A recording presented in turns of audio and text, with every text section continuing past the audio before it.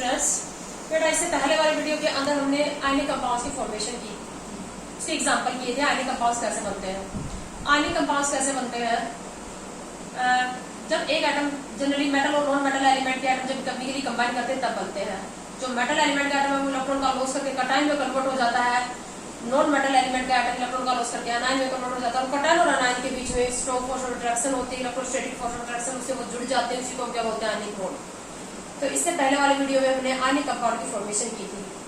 अब नेक्स्ट जो है, अब इस वीडियो में हम लेंगे फॉर्मेशन ऑफ कोवैलेंट कंपाउंड।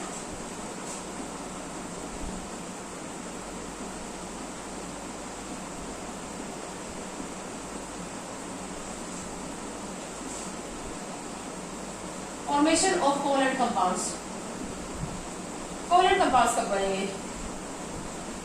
जब दोनों ही केमिकली कंबाइन करने वाले, दोनों ही जो एटम आपस में केमिकली कंबाइन कर रहे हैं, दोनों के पास ही वैलेंस शेल में इलेक्ट्रॉन 8 से कम चल रहे हो।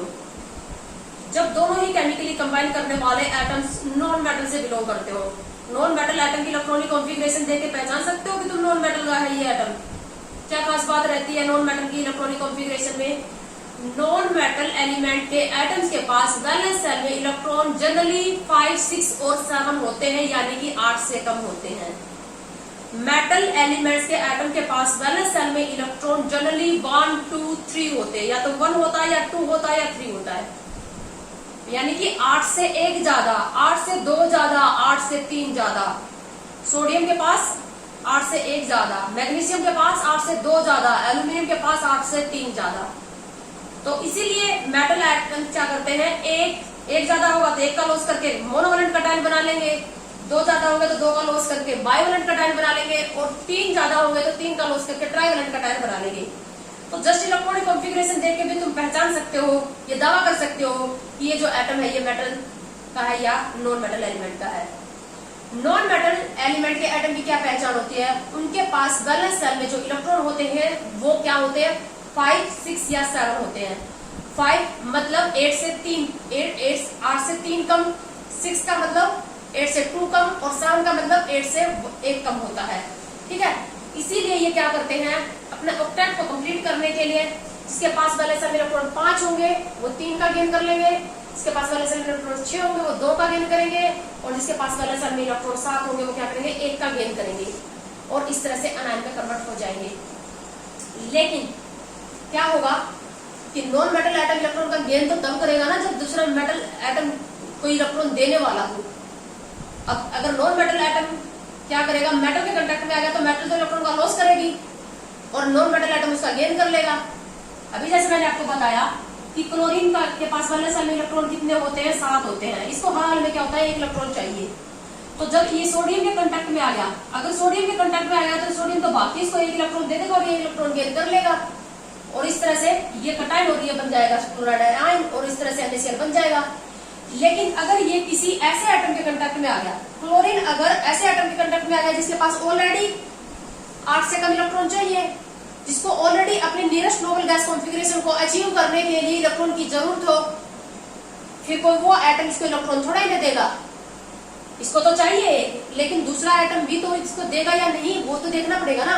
अब जैसे कि अगर ये हाइड्रोजन के कांटेक्ट में आ गया, अब हाइड्रोजन का एटॉमिक नंबर 1 है, आपको पता है कि हाइड्रोजन की कॉन्फ़िगरेशन 1 है, इसके नियरेस्ट नोबल गैस कौन सी है, हीलियम। हीलियम इसको कितने इलेक्ट्रॉन चाहिए, हीलियम के पास 2 इलेक्ट्रॉन है, तो हाइड्रोजन को भी क्या चाहिए, 1 और इलेक्ट्रॉन। हाइड्रोजन को ऑलरेडी 1 इलेक्ट्रॉन चाहिए और ये क्लोरीन से कांटेक्ट में आ गया तो क्लोरीन को इलेक्ट्रॉन थोड़ा ही ना देगा। मेरा कहने का मतलब ये है कि जब दोनों 2 या 2 से ज्यादा ऐसे एटम एक दूसरे के कांटेक्ट में आ जाते हैं जिनको दोनों को ही नियरेस्ट नोबल गैस कॉन्फ़िगरेशन को अचीव करने के लिए इलेक्ट्रॉन की जरूरत पड़े, और ऐसे एटम नॉन मेटल एलिमेंट के होते हैं। यानी कि जब नॉन मेटल एलिमेंट के एटम सेम या डिफरेंट नॉन मेटल एलिमेंट के एटम एक दूसरे के कांटेक्ट में आएंगे तो वहां इलेक्ट्रॉन लॉस करने के लिए कोई भी तैयार नहीं होगा, क्योंकि सबके पास नोबल गैस से इलेक्ट्रॉन कम चल रहे होंगे।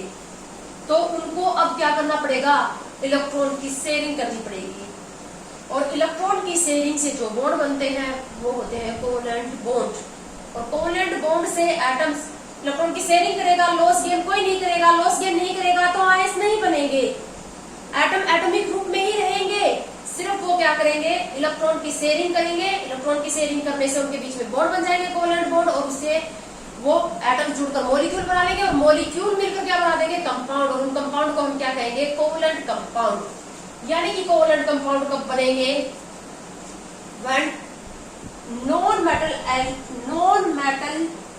Atoms are chemically combined to each other. Formation of covalent compound. Covalent compound is formed when non-metal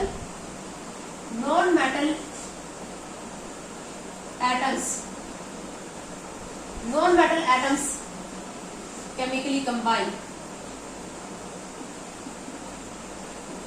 non metal atom same या डिफरेंट नॉन मेटल एटम के एटम ही नॉन मेटल एलिमेंट के atom chemically combine करें तो covalent compound बनेंगे, जैसे कि HCl, जैसे कि H2, जैसे कि CH4, H2O, NH3, CO2, SO2, SO3 and so on, सारे नॉन मेटल के हैं।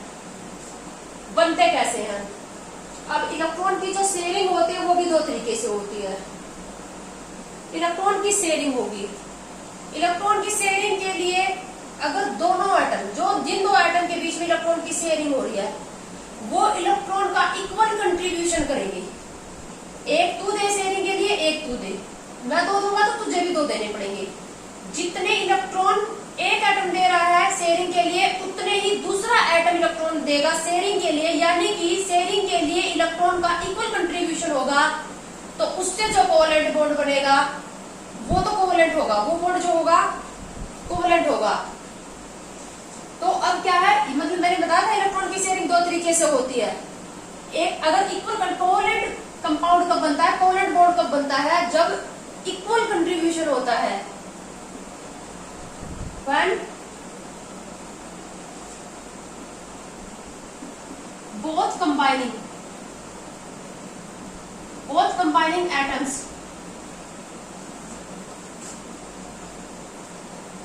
show equal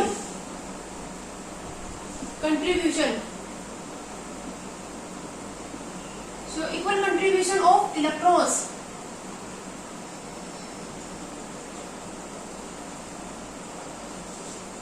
in sharing के लिए दोनों combining atoms equal electron contribute करेंगे, एक जितना शेयरिंग के लिए देगा दूसरा भी उतना ही देगा, ठीक है।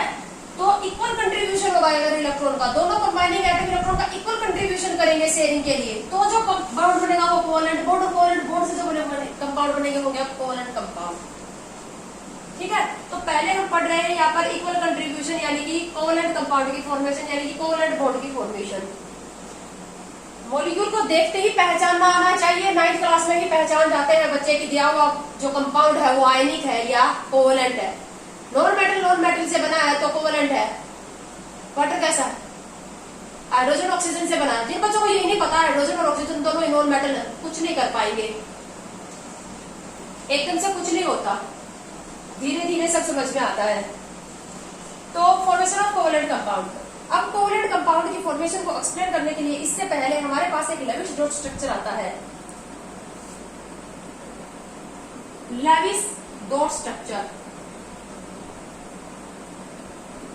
लेविस नाम के एक साइंटिस्ट ने क्या कहा, सिर्फ बैलेंस इलेक्ट्रॉन ही, आपको एक बात पता है, चाहे एटम इलेक्ट्रॉन का लॉस करे या इलेक्ट्रॉन की शेयरिंग करे, सिर्फ बैलेंस इलेक्ट्रॉन ही बॉन्डिंग में पार्टिसिपेट करते हैं। अगर कोई एटम इलेक्ट्रॉन का लॉस करेगा तो balance electron, balance outer most shell में जो इलेक्ट्रॉन होते हैं उन्हीं का लॉस करेगा, शेयरिंग करेगा तो भी उन्हीं की करेगा। यानी कि जो अंदर वाली सेल्स के अंदर जो इलेक्ट्रॉन है उनका कोई महत्व नहीं है, वो बॉन्डिंग में पार्टिसिपेट नहीं करते। बॉन्डिंग में पार्टिसिपेट सिर्फ कौन करते हैं, बैलेंस सेल के इलेक्ट्रॉन। तो लेविस नाम के एक साइंटिस्ट ने क्या किया कि बैलेंस इलेक्ट्रॉन को डॉट से रिप्रेजेंट किया। फॉर्मेशन को इजी बनाने के लिए, फॉर्मेशन को इजीली एक्सप्लेन करने के लिए लेविस नाम के एक साइंटिस्ट ने बैलेंस इलेक्ट्रॉन को डॉट से एक्सप्रेस कर दिया, इसी को बोल दिया लेविस डॉट स्ट्रक्चर। अब जैसे कि मैं तुम्हें यह कहूं कि हाइड्रोजन का लेविस डॉट स्ट्रक्चर लिखो, तो अगर हमें पता है कि हाइड्रोजन के पास बैलेंस सेल में एक इलेक्ट्रॉन है तो एक डॉट लगा देंगे तो ये हो गया हाइड्रोजन का लेविस डॉट स्ट्रक्चर। अब ऑक्सीजन का लैविश डॉट स्ट्रक्चर लिखना है, तो ऑक्सीजन के पास एटॉमिक नंबर है 8, तो कॉन्फ़िगरेशन 2 6, यानी कि वैलेंस शेल में इलेक्ट्रॉन कितने हैं 6, तो 6 डॉट लगाएंगे। तो 6 डॉट लगा दिए तो ये लैविश डॉट स्ट्रक्चर होगा किसका, ऑक्सीजन का। बस बहुत ही सिंपल सा है ये लैविश डॉट स्ट्रक्चर। इसी को लैविश स्ट्रक्चर भी बोल देते हैं, डॉट स्ट्रक्चर भी बोल देते हैं, इलेक्ट्रॉन डॉट स्ट्रक्चर भी बोल देते हैं। तो अब जैसे हमें क्या करना है, मैं एक दो कंपाउंड की फॉर्मेशन आपको करवाऊंगी, बाकी की आपको करनी है। कोवलेंट बॉन्ड भी 3 तरह का है, single covalent bond, double covalent bond और ट्रिपल कोवलेंट बॉन्ड। अगर कंबाइनिंग एटम्स, दोनों कंबाइनिंग एटम्स के बीच में एक एक इलेक्ट्रॉन की शेयरिंग होगी तो सिंगल कोवलेंट बॉन्ड बनेगा। अगर दो दो इलेक्ट्रॉन की शेयरिंग होगी तो डबल कोवलेंट बॉन्ड बनेगा। और अगर 3-3 इलेक्ट्रॉन की शेयरिंग होगी तो ट्रिपल कोवलेंट बॉन्ड बनेगा। दो एटम्स के बीच में 3 से ज्यादा कोवलेंट बॉन्ड नहीं बन सकते, 3 से ज्यादा इलेक्ट्रॉन की शेयरिंग दो एटम के बीच में नहीं हो सकती। वो डिपेंड करता है कि उनको अपना ऑक्टेट कंप्लीट करने के लिए, जो दो एटम केमिकली कंबाइन कर रहे हैं उनको अपना ऑक्टेट कंप्लीट करने के लिए कितने इलेक्ट्रॉन की शेयरिंग करनी पड़ती है। लेकिन 3 से ज्यादा, दो एटम के बीच में 3 से ज्यादा इलेक्ट्रॉन की शेयरिंग नहीं है पॉसिबल। ठीक है, तो एक एग्जांपल मैं सिंगल कोवलेंट बॉन्ड का, एक डबल और एक ट्रिपल कोवलेंट बॉन्ड का आपको समझाती हूँ। सबसे पहले लेते हैं हम इसमें एग्जांपल ले लेते हैं फॉर्मेशन ऑफ अमोनिया ले लेते हैं। अमोनिया का फॉर्मूला NH3 है। नाइट्रोजन ट्राईहाइड्राइड इसका केमिकल नेम है, इसका केमिकल जो नेम है वो है नाइट्रोजन ट्राईहाइड्राइड। अमोनिया इसका कॉमन नेम है। NH3 कैसे हुई NH3 की फॉर्मेशन? सबसे पहले हम क्या करते हैं, नाइट्रोजन लैविश डॉट स्ट्रक्चर लिखेंगे। लिखना आना चाहिए लैविश डॉट स्ट्रक्चर, इसके लिए पता होना चाहिए एटॉमिक नंबर, इसके लिए पता होना चाहिए balance electron. Balance electron, nitrogen का एटॉमिक नंबर 7 है तो कॉन्फ़िगरेशन क्या लिखोगे नाइट्रोजन की, एटॉमिक नंबर है 7 तो कॉन्फ़िगरेशन लिखिए 2-5, तो बैलेंस शेल में इलेक्ट्रॉन कितने हैं 5। बैलेंस शेल में इलेक्ट्रॉन 5 है तो हमने ये 5 डॉट लगा दी, ये हो गया नाइट्रोजन का लैविश डॉट स्ट्रक्चर। अब इस लैविश डॉट स्ट्रक्चर से हमें ये भी पता चल गया कि नाइट्रोजन को अपना ऑक्टेट कंप्लीट करने के लिए 3 इलेक्ट्रॉन की जरूरत है। 3 इलेक्ट्रॉन, अब 3 इलेक्ट्रॉन इसके साथ जो केमिकली कंबाइन कर रहा है वो हाइड्रोजन है। हाइड्रोजन इलेक्ट्रॉन का लॉस नहीं करेगा, क्यों? क्योंकि इसको भी एक इलेक्ट्रॉन चाहिए हीलियम की कॉन्फ़िगरेशन अचीव करने के लिए। एक हाइड्रोजन को एक इलेक्ट्रॉन, हाइड्रोजन का ये लैविश डॉट स्ट्रक्चर लिख दिया मैंने। लेकिन अगर ये हाइड्रोजन, एक हाइड्रोजन के साथ ये केमिकली कंबाइन करता, मैं ऐसे भी लिख सकती हूँ इसका लैविश डॉट स्ट्रक्चर, हमेशा पेंसिल से ड्रॉ करने चाहिए ये, ताकि हम इनको रफ कर सकें।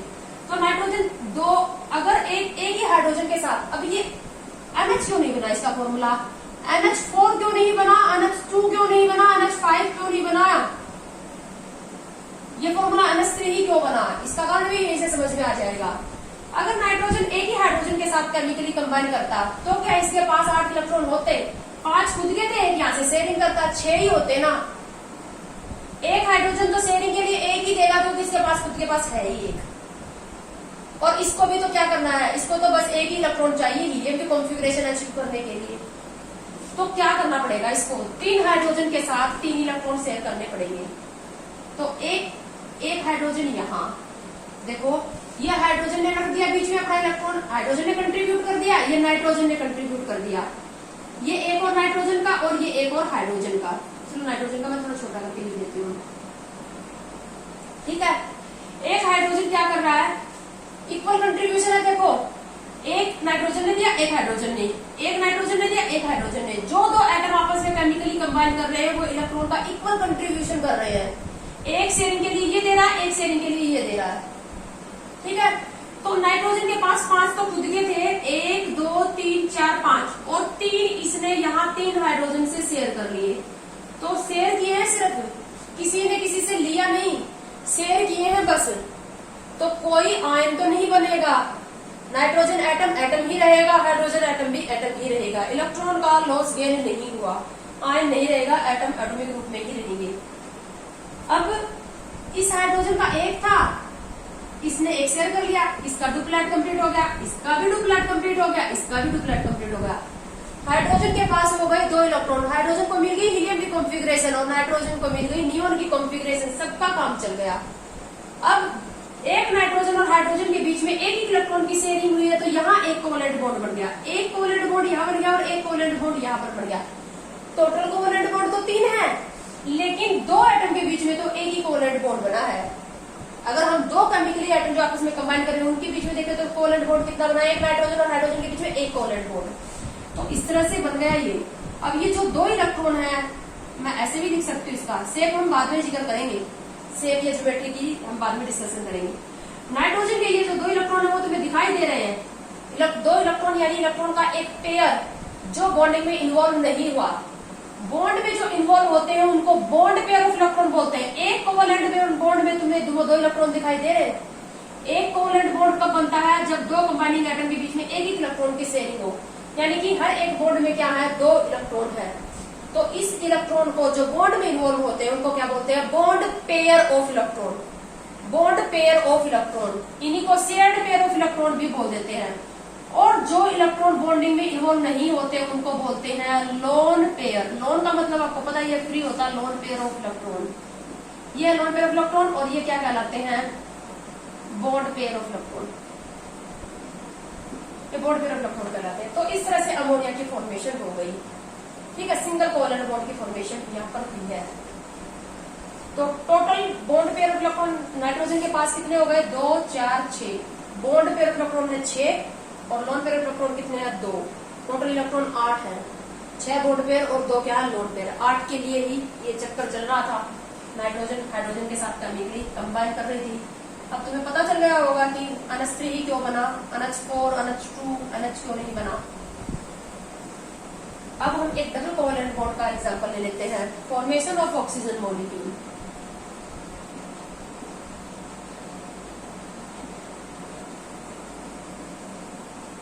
Formation of oxygen molecule. Oxygen gas सुनी है, हमारे एटमॉस्फेयर में है लगभग 28%, O2 बोलते हैं। ऑक्सीजन गैस सेम या डिफरेंट नॉन मेटल एलिमेंट के एटम केमिकली कंबाइन करेंगे, कोवेलेंट बॉन्ड बनाएंगे इलेक्ट्रॉन की शेयरिंग से। कैसे बना O2? ऑक्सीजन सिंपल लिख लिया, लेविस डॉट स्ट्रक्चर लिख लिया। वैलेंस शेल में इलेक्ट्रॉन कितने हैं, 6 हैं। दूसरे ऑक्सीजन एटम के पास भी वैलेंस शेल में इलेक्ट्रॉन कितने होंगे, 6। दोनों का लेविस डॉट स्ट्रक्चर लिख दिया। दोनों ऑक्सीजन एटम के पास वैलेंस शेल में इलेक्ट्रॉन 6 है। दोनों को 8 चाहिए, दोनों तो इसको भी 2 चाहिए और इसको भी 2 चाहिए।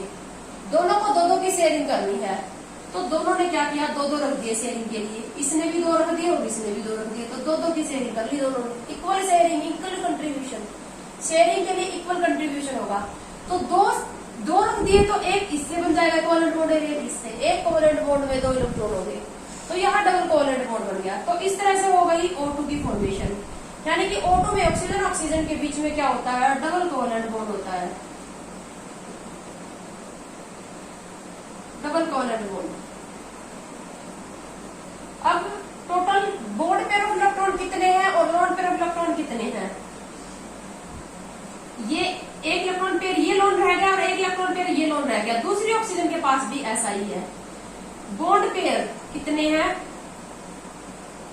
2, 2, 4 तो बॉन्ड पेयर इलेक्ट्रॉन है और 4 ही ईच ऑक्सीजन के पास क्या है, लोन पेयर ऑफ इलेक्ट्रॉन है। टोटल इलेक्ट्रॉन 8 है हर ऑक्सीजन के पास, 2, 4, 6, 8, 2, 4, 6, 8। 4 लोन पेयर और 4 क्या है, बॉन्ड पेयर ऑफ इलेक्ट्रॉन है। डबल कोवेलेंट बॉन्ड बना, O2 मॉलिक्यूल की फॉर्मेशन हो गई। अब हम लेंगे फॉर्मेशन एक ट्रिपल कोवेलेंट बॉन्ड, जहां पर 2 एटम्स के बीच में 3-3 इलेक्ट्रॉन की फॉर्मेशन होती है। फॉर्मेशन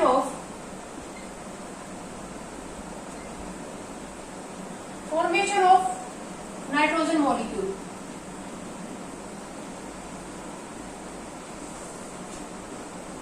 N2 की फॉर्मेशन कैसे हुई, लिख लेते हैं। नाइट्रोजन का लेविस डॉट स्ट्रक्चर, छोटी छोटी बातें हैं। इलेक्ट्रॉन की अरेंजमेंट भी हमें देखते ही पता चल जाता है। जितने इलेक्ट्रॉन हमें बीच में रखने होते हैं स्टार्टिंग में, उतने इलेक्ट्रॉन बीच में लगा देते हैं। मुझे तो देखते ही पता चल रहा है, छोटी मोटी बातें छोटी क्लासेस की। एक नाइट्रोजन के पास 5 इलेक्ट्रॉन है वैलेंस शेल में, दूसरे के पास भी 5 ही है।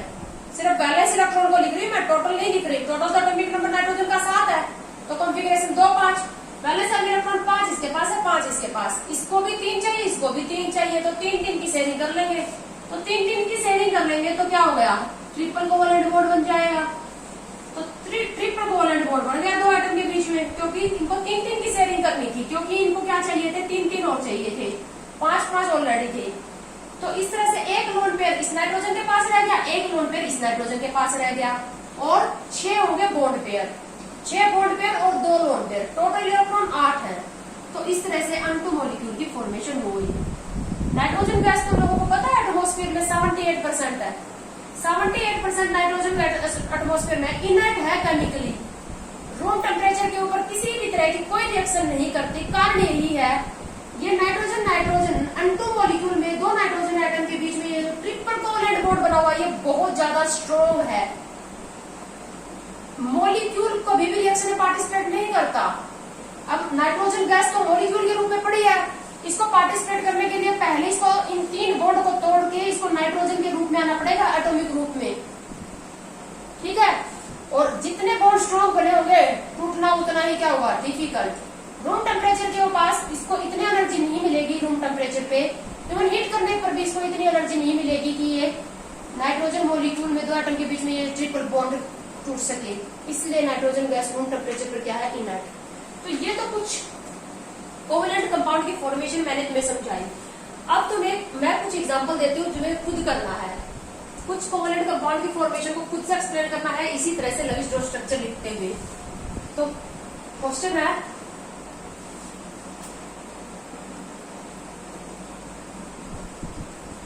Explain the formation of covalent compounds given below.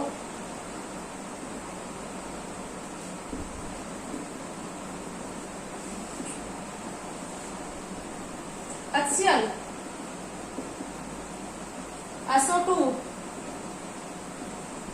CH4, H2O, PCl5,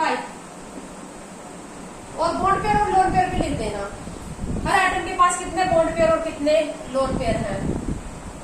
तो इन कोवेलेंट कंपाउंड की फॉर्मेशन तुम्हें अपने आप करने हैं, नोटबुक में मुझे पिक दिखानी है। इस लेक्चर में हम इतना ही लेंगे।